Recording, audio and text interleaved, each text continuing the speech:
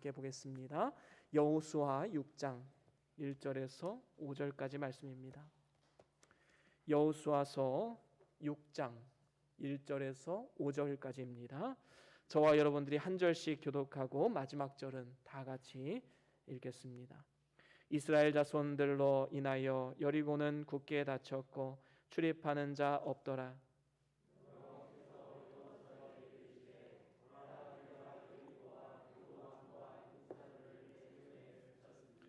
너희 모든 군사는 성을 둘러 성 주위를 매일 한 번씩 돌되 엿새 동안을 그리하라.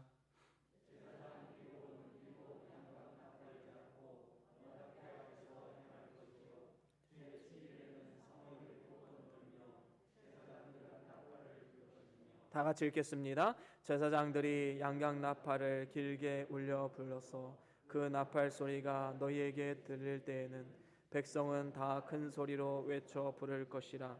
그리하면 그 성벽이 무너져 내리리니 백성은 각기 앞으로 올라갈지니라 하심심에. 아멘. 우리 다 같이 말씀들과 함께 선포하시겠습니다. 시작. 주의 말씀은 내 발의 등이요 내 길의 빛이 되십니다. 주여 말씀하옵소서. 주의 종이 듣겠나이다. 아멘. 아멘. 오늘은 여호수아 6장 1절에서 5절 말씀으로 승리하는 삶이란 제목으로 말씀을 나눠보기로 원합니다. 42.195km 마라톤 거리이지요. 이 마라톤을 뛰다 보면 사람에게는 반드시 찾아오게 되는 것이 있는데 그것은 데드 포인트라는 것입니다. 정말 더 이상 뛰면 가슴이 터져서 죽을 것 같은 이러한 상태가 되고 마는 것이지요. 그래서 많은 사람들이 이 고비를 넘지 못하고 경기를 포기하거나 아니면 쓰러져 버리기도 합니다. 하지만 이 데드 포인트를 넘어서게 되면 찾아오는 것이 있는데 그것을 세컨드 윈드라고 합니다. 정말로 평안하게 어떠한 고통과 두려움이 사라지고 평온한 상태로 레이스를 뛸 수 있는 이러한 상태를 말하는 것이지요. 이러한 것은 마라톤에만 적용되는 것이 아닙니다. 세상의 모든 일들이 마찬가지이지요. 내 힘으로 넘을 수 없을 것 같은 큰 위기가 내 앞을 가로막고 있을 때 어떤 사람들은 그것이 힘들다고 포기해버립니다. 넘어서지 못합니다. 좌절합니다. 하지만 어떤 사람들은 끝까지 인내하고 이겨내서 결국에는 승리의 기쁨과 희열 그리고 보람을 느끼는 많은 분들이 있습니다. 과연 이 차이는 어디에서 오겠습니까? 참을 수 없는 고통 가운데 달리기를 포기했느냐 아니면 끝까지 참고 인내했는가, 바로 여기에 달려있는 것입니다. 신앙생활 원리도 이와 같습니다. 왜 다르겠습니까? 주의 일을 감당하다 보면 반드시 찾아오는 것이 있는데 그것은 바로 영적인 슬럼프입니다. 때로는 내가 하는 일이 무의미해지고 또 낙심이 되고 이거 해서 뭐하나 싶기도 하고 또한 그만두고 싶은 마음이 들기도 합니다. 하지만 그때마다 우리가 힘들다고 포기해버리면 우리의 신앙이 뭐가 되겠습니까? 이렇게 우리의 신앙이 무너져버리면 다시 신앙을 회복할 때에 이전에 처음 시작할 때보다 더 힘들어지는 이러한 모습을 보게 됩니다.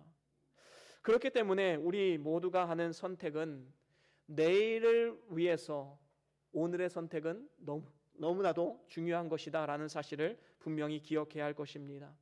특별히 사단은 삶의 위기를 통해서 우리를 넘어뜨리고자 공격해 오기도 하지만 또 한편으로는 우리에게 영적인 게으름, 안일함을 넣어주어서 우리를 넘어뜨리기도 합니다. 오늘날 코로나19 상황 속에서 모임을 자제하는 분위기가 있지요. 그래서 교회 안에서도 섬김과 또 교제의 이 기회들이 점점 사라져가고 있음을 보게 됩니다. 우리 교회도 구역별로 점심 봉사하지 않은 지 거의 10개월 가까이 되어가고 있습니다. 찬양대나 청소사역, 오후 예배 이러한 성도 간의 교제와 섬김이 사라져버린 지 너무나도 오랜 시간이 지나버렸습니다. 이러한 상황 가운데 사단이 노리는 것이 무엇일까요? 아주 간단합니다. 우리가 영적으로 게으르게 만들어서 다시금 이 일을 시작하지 못하게 만드는 것, 사단의 계략이고 사단의 계획입니다. 영적인 게으름과 안일함에 빠지도록 만드는 것이지요. 그래서 이제 다시 섬김을 시작하려고 하니까 너무나도 힘든 마음이 드는 것입니다. 당장 다음 달부터 구역 점심 봉사가 시작되는데 이런 생각하시는 분 혹시 있지 않으십니까? 그냥 김밥 먹으면 얼마나 편하고 좋아요. 계속 그렇게 하지 왜 또 다시 시작하려고 합니까? 지금 시국이 어느 시국인데 다시 점심을 시작하려고 합니까? 어쩌면 이런 생각 가지신 분들도 있을 거라고 생각은 듭니다. 하지만 우리는 분명히 알아야 됩니다. 우리의 신앙생활에 있어서 우리의 가장 큰 적은 환경이 아닙니다. 코로나19 바이러스가 아닙니다. 우리의 가장 큰 적은 내 안에 숨쉬고 있는 영적인 게으름, 영적인 안일함이다라는 것입니다. 우리가 이것을 뛰어넘지 못하면 우리에게는 영적인 세컨드 윈드를 경험할 수가 없는 것이지요. 시기를 탓하고 환경을 탓할 필요 없습니다. 우리가 믿음 위에 바로 서 있으면 어떠한 환경에서도 나 자신을 바로 세우고 나를 통해서 다른 사람들에게 선한 영향력을 끼칠 수 있는 이러한 축복의 삶을 살아갈 수 있게 되는 것입니다. 그래서 하나님께서 오늘 말씀을 통해서 우리에게 이렇게 말씀하시지요. 영적인 게으름 그리고 영적인 한계를 뛰어넘으라 라고 말입니다. 그래서 하나님 주시는 이 승리의 기쁨을 맛보아라. 하나님은 우리에게 계속해서 말씀하고 있는 것입니다. 우리가 오늘 본 말씀은 너무나도 잘 아는 말씀이지요. 하지만 이렇게 잘 아는 말씀 가운데 우리가 생각지 못했던 진리의 교훈이 담겨져 있는 것입니다. 우리는 영적인 게으름을 경계해야 됩니다. 또한 영적인 한계도 나 스스로 정해놓아서는 안 됩니다. 주일 예배만 나오는 것도 나에게는 얼마나 큰 헌신인데 어떻게 오후 예배까지 아니면 주일 식사 봉사하고 청소하고 다음 세대를 교육하는 일 어떻게 나에게 이런 일들을 감당하라고 하십니까? 난 할 수 없어요. 더 이상 안 됩니다. 스스로 한계를 지어놓으면 우리는 신앙 성장은 기대할 수가 없는 것입니다. 신앙생활에 있어서 영적인 기쁨도 누릴 수가 없는 것이지요. 그런 의미에서 볼 때 우리는 날로 성장하는 이러한 신앙생활을 해야 되는 것입니다. 여러분 한번 삶을 가만히 돌아보십시오. 코로나 이전의 나의 신앙보다 지금의 신앙이 발전되고 상향되고 있습니까? 아니면 후퇴되고 퇴보하고 있습니까?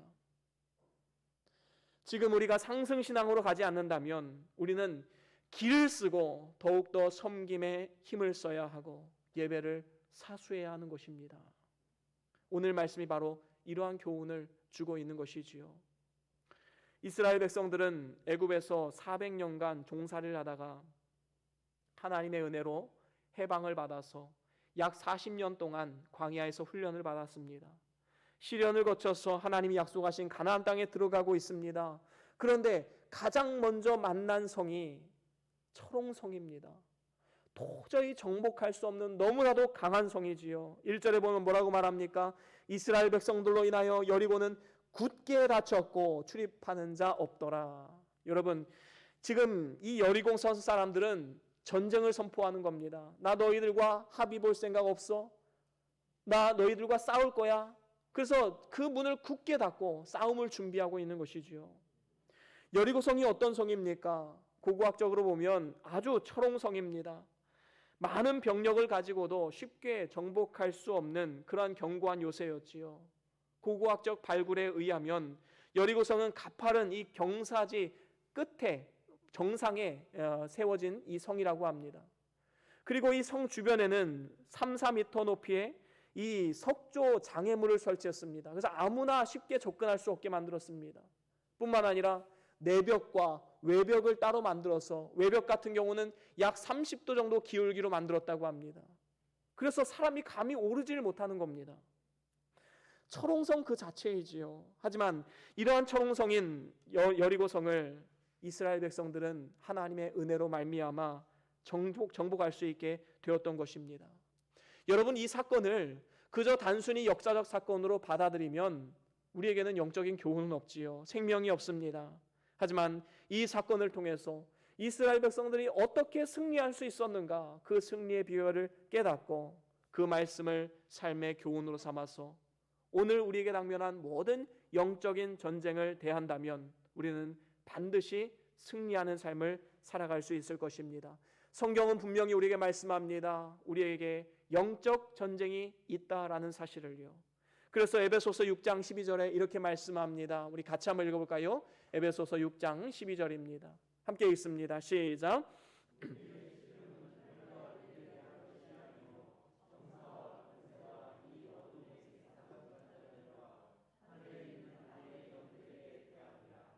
그렇습니다. 우리가 싸워야 할 대상은 혈과 육이 아닙니다. 코로나 바이러스도 아닙니다. 정부도 아닙니다. 주변의 나의 원수들도 아닙니다.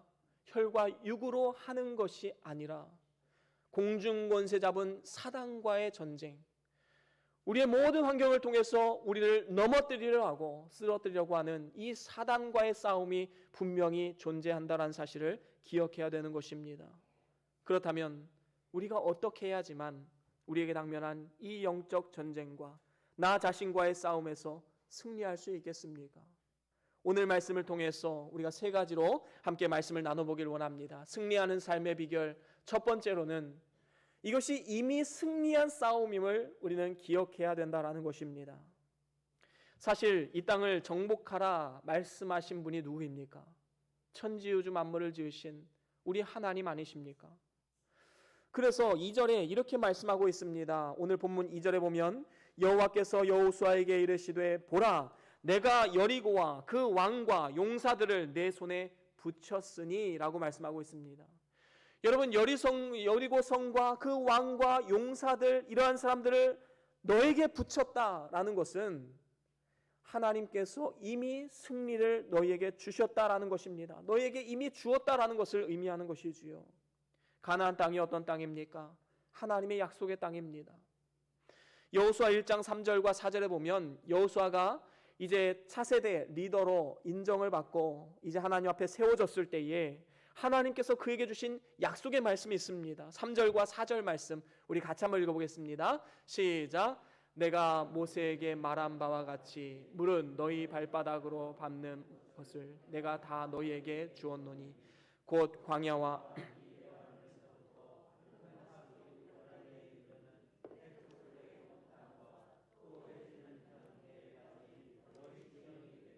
그렇습니다. 너희 발바닥으로 밟는 곳을 다 너희에게 주겠다.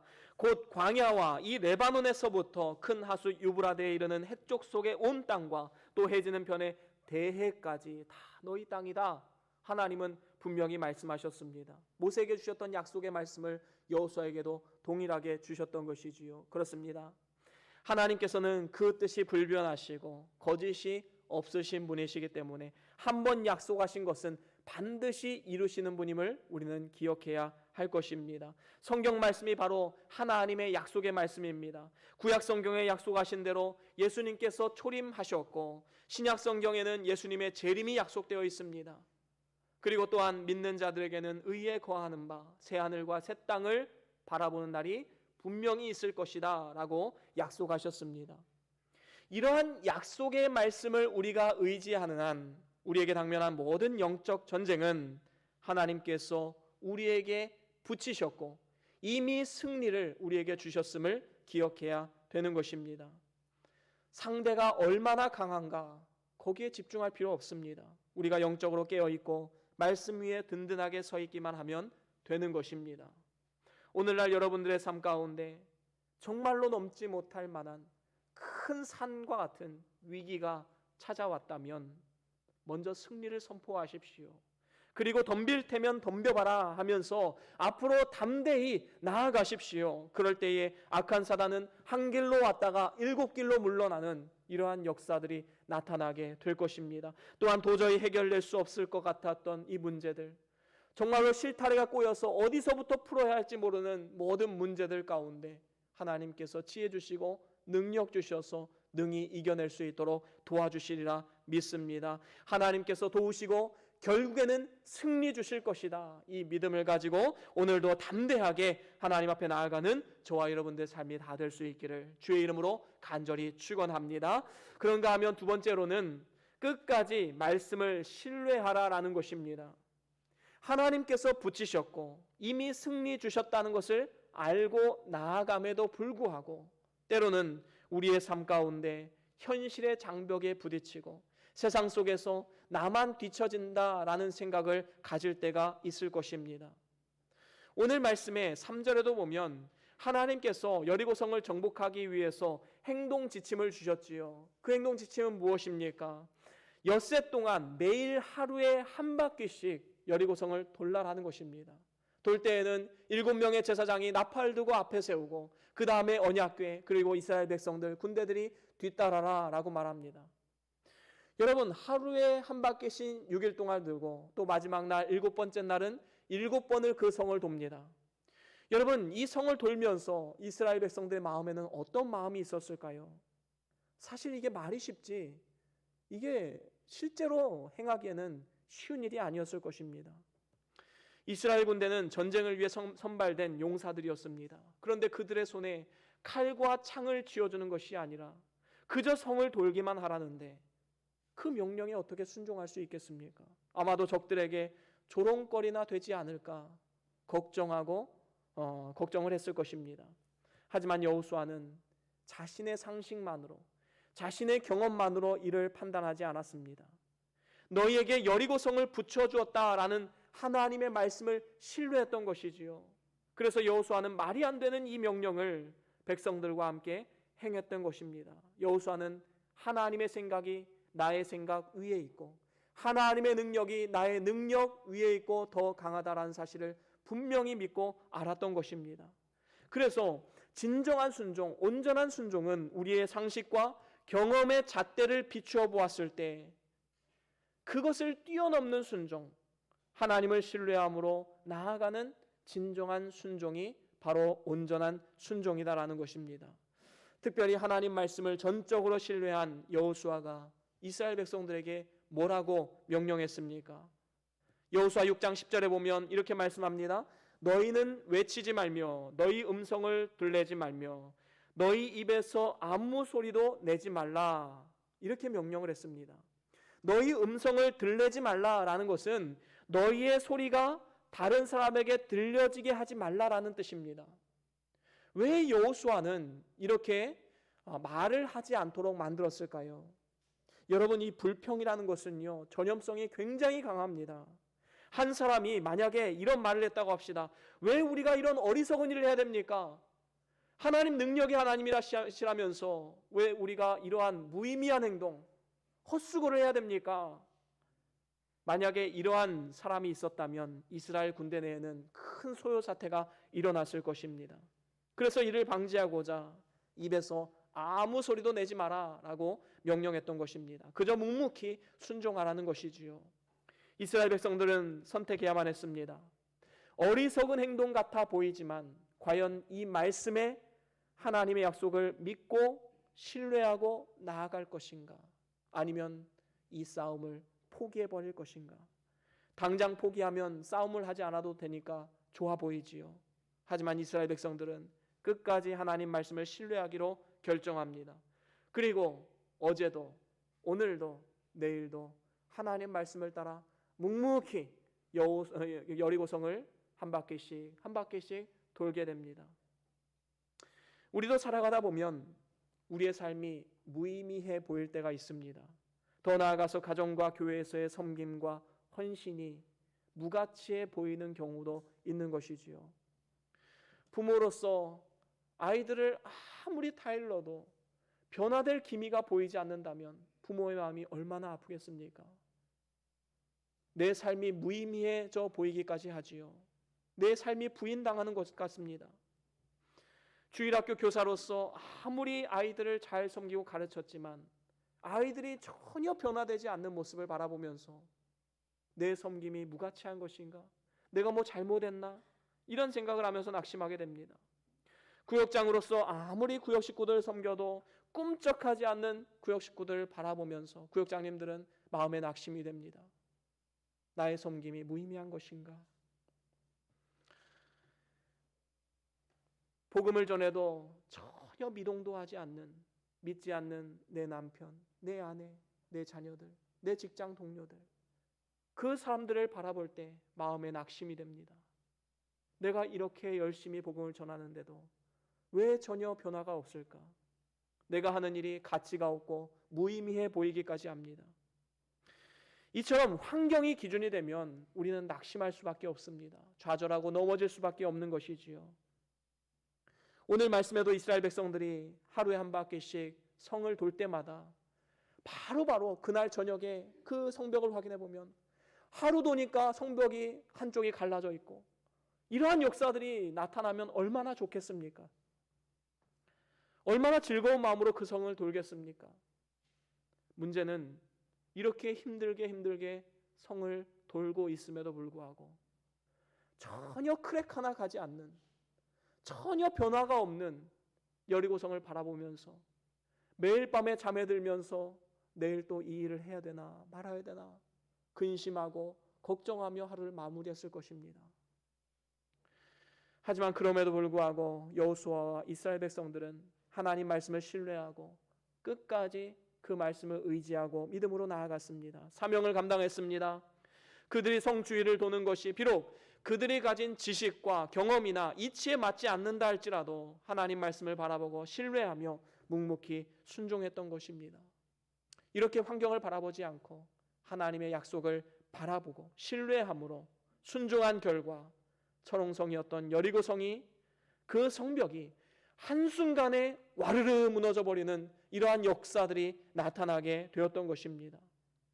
여러분, 갈라디아서 6장 9절에 분명히 우리에게 약속해주고 있습니다. 우리 같이 한번 읽어볼까요? 갈라디아서 6장 9절 말씀 우리 같이 읽어보겠습니다. 시작.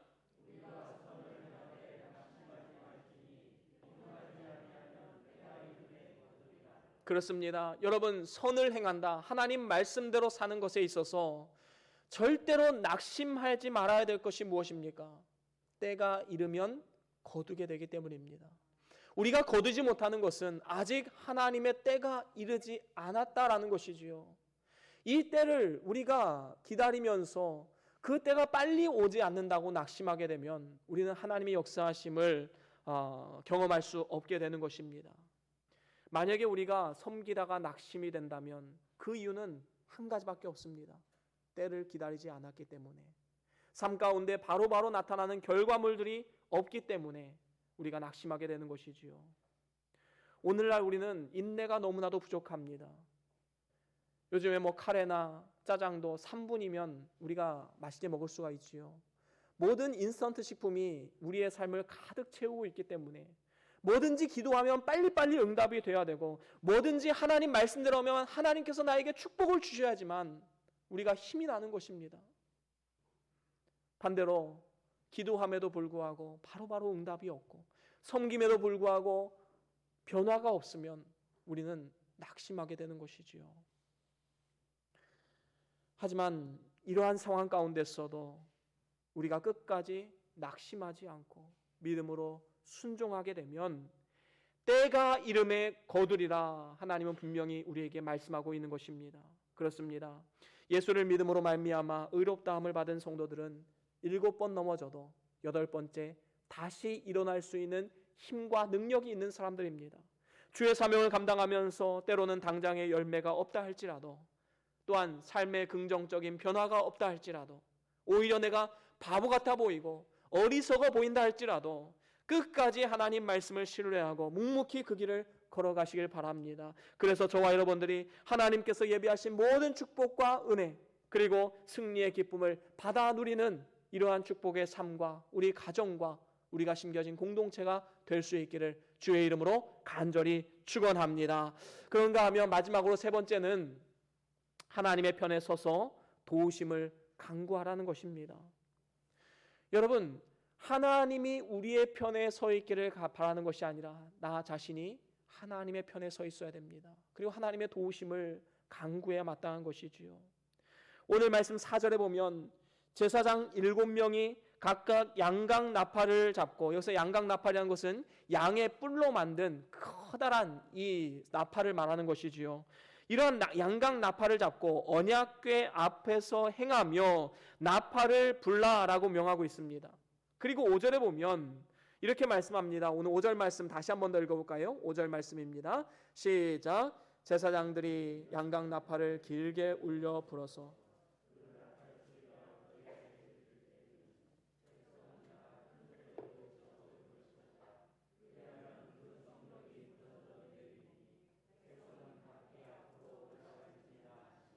그렇습니다. 마지막 날 7바퀴를 돌고 이제 제사장들이 양강 나팔을 크게 울려 불 때에 이제 이스라엘 백성들이 크게 소리침으로 인해서 이 성은 무너질 것이다 라고 약속해 주고 있음을 보게 됩니다.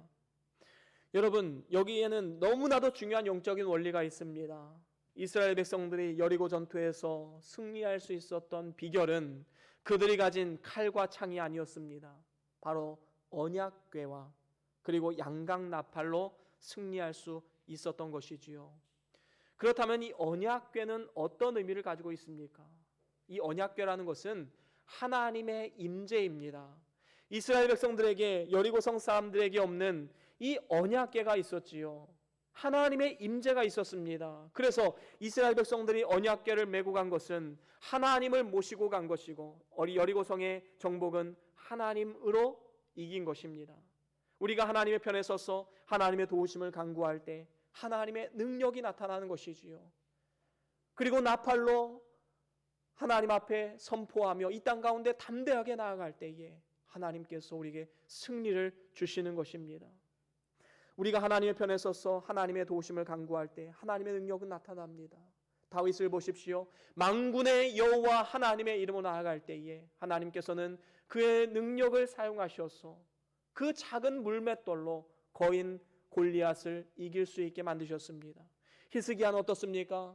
하나님을 향한 그 간절한 믿음, 간구를 통해서 그 당시에 거대한 제국이었던 이 아수르를 피 한 방울 흘리지 않고 이겨낼 수 있었던 것입니다. 그렇습니다. 이처럼 칼보다 강한 것이 하나님을 향한 믿음과 순종입니다. 인간이 가진 그 어떠한 힘과 능력도 하나님을 의지하는 능력을 이길 수는 없는 것입니다. 시편 33편 16절에 이렇게 말씀합니다. 우리 같이 한번 읽어볼까요? 시편 33편 16절에서 20절까지 쭉 같이 읽어보겠습니다. 시작. 많은 군대로 구원 얻은 왕이 없으며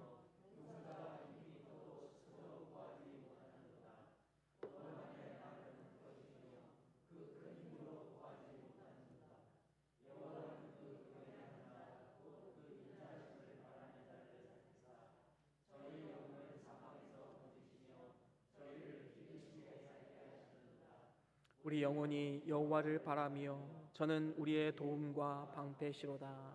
아멘. 지금 여기서 시편 기자의 이 고백이 무엇입니까? 아무리 많은 군대를 가지고 있는 왕이라 할지라도 그가 스스로 구원받는 것을 볼 수가 있느냐? 그도 역시 언젠가는 권력이 사라지고 이 땅에서 삶을 다하는 날이 분명히 오게 된다라는 사실을 말해주고 있는 것이지요. 스스로 구원할 수 있는 사람은 없습니다. 이 구원함의 말은 헛것이며 그 큰 힘으로 구원하지 못하는도다. 아무리 큰 권력이 있어도 자기 스스로를 구원할 수 있는 사람은 단 한 사람도 없다라는 것입니다. 반면에 18절에 여호와는 그 경외하는 자, 그 인자하심을 바라는 자를 살피십니다. 그리고 저희 영혼을 사망에서 건지시며 저희를 기근 시에 살게 하시는도다. 어떠한 어려운 환경 가운데서도 하나님을 의지하고 경외하는 자는 살게 하신다라는 것입니다. 그래서 우리 영혼이 여호와를 바라며 저는 우리의 도움이요 방패이시니라 라고 이러한 믿음의 고백을 하고 있는 것입니다. 그렇습니다. 우리의 삶 가운데 이 든든한 백이 있다는 것 얼마나 기쁜 일입니까? 행복한 일입니까? 감사한 일입니까? 그래서 날마다의 삶 가운데 하나님의 임재를 바라보면서 그분을 인정하고 또 그분을 의지하고 믿고 순종하는 삶의 태도로 우리는 나아가야 할 것입니다. 그렇게 할 때 우리는 승리의 기쁨을 누릴 수가 있는 것이지요. 반면에 우리가 내 힘을 의지하고 세상을 의지하면 반드시 실패할 수밖에 없습니다. 잠시 성공했다 할지라도 그것이 우리의 영원한 성공을 보장해 주지 못합니다. 결국에는 실패인 것이지요. 그렇습니다. 우리 하나님께서는 우리의 생각과 경험과 상상을 초월해서 일하시는 분이십니다. 만약에 이스라엘 백성들이 했던 일들이 하나님의 명령이라는 이 전제를 제거하고 그 사람들의 행동을 바라보면 세상에서 가장 무식하고 가장 어리석은 행위를 하는 가장 바보 같은 민족이 아닐까 생각하게 됩니다. 하지만 하나님께서 명하신 것이기 때문에 거기에는 분명한 하나님의 의도와 목적이 숨겨져 있다는 사실을 알아야 되는 것이지요. 세상은 오늘 우리가 이렇게 나와서 예배하고 하나님 안에서 섬기고 또 하나님 앞에 예물을 드리고 시간과 물질을 드리는 것, 세상 사람들은 이해할 수가 없습니다. 도대체 저 인간들은 뭐 때문에 저렇게 희생하며 살아가는가 이해할 수가 없지요. 하지만 우리는 하나님의 뜻을 알고 하나님의 숨겨진 의도와 목적을 분명히 알고 있기 때문에 우리는 믿음으로 나아가는 것입니다. 물론 우리가 하나님의 뜻과 계획하심을 100% 다 이해하고 받아들이지는 못할 것입니다. 왜 그렇습니까? 우리는 우리가 살고 있는 이 지구도 다 이해하지 못하는 것들이 너무나도 많이 있습니다. 하루에도 해가 뜨고 지는 것, 이것을 바라보면서 이것이 어떠한 원리로 되는 것인가, 물론 과학적으로 설명하는 것도 있지만 그 깊은 원리는 그 누구도 증명해낼 수가 없는 것입니다. 하나님이 한치의 오차도 없이 지구를 운행하시고 우주를 운행하시는 이 모든 섭리를 우리가 어떻게 다 이해할 수 있겠습니까? 오늘 하루도 우리가 손가락을 움직이고 우리가 걸어다니고 우리 몸에 일어나는 모든 일들을 우리가 어떻게 다 이해할 수가 있겠습니까? 우리 자신도 이해하지 못하는데 어떻게 우리를 만드신 하나님을 이해할 수 있다라고 말할 수가 있겠습니까? 우리는 그저 하나님께서 보여주시는 만큼, 성경을 통해서 계시하시는 만큼만 이해할 수 있는 것입니다. 그래서 그 말씀을 붙잡고 우리는 살아가게 되는 것이지요. 그래서 우리가 정말로 하나님 말씀을 부여잡고 믿음으로 나아간다면 그 가운데 진정한 하나님의 능력이 나타나고 승리의 기쁨을 맛볼 수 있게 되는 것입니다. 세상 사람들이 보기에는 우리의 행동이 아무리 어리석어 보인다 할지라도 우리가 하나님 편에 서 있다면, 하나님의 임재가 함께한다면 우리에게는 절대로 실패가 있을 수는 없는 것입니다. 남북전쟁 당시에 링컨이 병사들의 막사를 순회하다가 한 병사의 기도 소리를 듣게 되었습니다. 그 병사의 기도는 이런 기도였습니다. 하나님께서 우리의 편이 되어 주십시오. 그래서 저 적군들을 이겨낼 수 있는 힘과 능력을 공급해 주십시오. 물론 이 기도가 틀린 기도는 아닙니다. 하지만 링컨은 이 기도를 조금 더 깊은 하나님을 향한 영적인 기도가 되게 하기 위해서 이 병사가 있는 막사로 들어가서 이 병사에게 이렇게 말합니다. 여보게, 하나님을 우리 편으로 끌어들이려고 하지 말고 우리가 하나님의 편에 서기를 한번 기도해 보게. 그렇습니다. 이것이 승리의 비결이지요. 우리의 생각과 경험을 초월해서 역사하시고 온 천지 우주 만물을 지으신 전지전능하신 하나님의 편에 내가 서 있으면 그 자체로 우리가 승리한 것이다 라고 말할 수 있는 것입니다. 그래서 우리의 기도 제목도 이와 같아야 됩니다. 내가 하나님의 편에 서서 내 안에 살아계신 성령 하나님이 마음껏 역사하실 수 있도록 하나님 나를 만들어 주시옵소서. 깨끗한 그릇 되기를 원합니다. 여러분, 이렇게 우리가 기도해야 되지 않겠습니까? 큰 집에는 금그릇도 있고 은그릇도 있고 질그릇도 있고 나무그릇도 있습니다. 그래서 어떤 거는 귀하게 쓰임받고 어떤 거는 천하게 쓰임받지요. 하지만 쓰임받지 못하는 그릇이 있습니다. 그 그릇은 더러운 그릇입니다. 여러분, 아주 맛있는 음식을 더러운 접시에 담았다고 생각해 보십시오. 여러분, 그 음식을 먹을 수 있겠습니까? 엘리 제사장 때에 그의 두 아들 홈니와 비느하스는 언약궤를 들고 나아갔습니다. 오늘 말씀에도 언약궤를 들고 나아갔고 홈니와 비느하스도 언약궤를 들고 나아갔습니다. 근데 오늘 말씀에서는 승리했어요. 그런데 홈니와 비느하스는 실패했을 뿐만 아니라 그 전쟁을 통해서 언약궤를 빼앗기고 홈니와 비느하스는 죽임을 당했고 그 소식을 들은 아버지 엘리 제사장은 그 자리에서 꼬꾸라져서 죽음을 당했습니다. 한 가문에 몰라 그 원인이 무엇이었을까요? 하나님을 경외하지 않고 하나님의 이 언약궤를 마치 부적과도 같이 여겨서 내가 하나님의 편에 서려고 하지 않고 하나님이 내 편이 되어주기를 바라는 이러한 어리석은 마음에서부터 시작되었던 것입니다. 이러한 일들을 통해서 우리가 깨달아야 할 교훈이 무엇입니까? 우리는 죄를 멀리하고 내가 하나님의 편에 서서 하나님을 의지해야만 승리할 수 있다라는 사실입니다. 하나님의 강력한 임재를 사모하십시오. 내 안에 내주하시는 성령 하나님께서 마음껏 역사하실 수 있도록 날마다 울며 회개하며 하나님 앞에 우리의 삶을 정결케 만들어야 할 것입니다. 성령의 충만함을 간구하십시오. 이렇게 하나님의 임재 가운데 그의 도우심을 구하며 담대히 순종할 때에 우리의 삶은 승리의 기쁨과 감격을 맛보게 될 것입니다. 이제 말씀을 마무리합니다. 이스라엘의 승패는 여리고성이 얼마나 크고 강한가, 아니면 그들의 약점은 무엇인가, 여기에 달려있는 것이 아니었습니다. 이스라엘 자신에게 달려 있었습니다. 그들 스스로가 어떠한 정체성을 가지고 나아가느냐, 거기에 달려 있었던 것이지요. 오늘날 우리에게 당면한 모든 영적 전쟁도 사단이 얼마나 강한가, 얼마나 무서운 존재인가, 이 코로나19 바이러스가 얼마나 두려운 존재인가, 세상이 얼마나 우리를 핍박하는가, 여기에 달려있는 것이 아닙니다. 여러분 속지 마십시오. 문제는 우리 자신입니다. 나 자신이 말씀 위에 바로 서 있으면 그 어떠한 것도 우리를 넘보거나 무너뜨릴 수 없다는 사실을 분명히 기억해야 할 것입니다.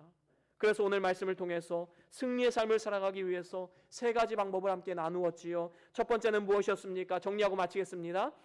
첫 번째, 그렇습니다. 우리에게 당면한 모든 종류의 영적 전쟁은 이미 승리한 싸움입니다. 그렇기 때문에 담대하게 나아가십시오. 두려워하지 마십시오. 승리를 선포하고 담대히 맞서십시오. 두 번째는 무엇입니까? 그렇습니다. 순종하다가 때로는 낙심이 오고 좌절이 올 때에 하나님의 약속을 끝까지 신뢰해야 됩니다. 인내하고 넘어지지 않으면 하나님은 반드시 우리에게 승리의 기쁨을 주시는 분이십니다. 세 번째는 무엇입니까? 그렇습니다. 우리가 하나님의 편에 서서 성령 하나님의 도우심과 은혜를 구할 때 하나님의 임재가 우리 가운데 함께 하셔서 승리의 길로 인도하시는 것입니다. 저와 여러분들이 이 말씀을 꼭 기억하셔서 이 험하고 악한 세상 가운데, 수고하고 짐이 많아 고단한 인생 가운데 우리의 믿음과 우리의 신앙이 더욱더 성장하고 결국에는 최후 승리의 기쁨을 받아 누리는 이러한 축복의 삶이 다 될 수 있기를 주의 이름으로 간절히 축원합니다. 우리 다 같이 오늘 받은 말씀 기억하시면서 잠깐 동안 기도합니다. 어떠한 말씀을 들으셨습니까? 어떠한 마음의 결단을 내리셨습니까? 어떠한 마음의 감동이 생기셨습니까?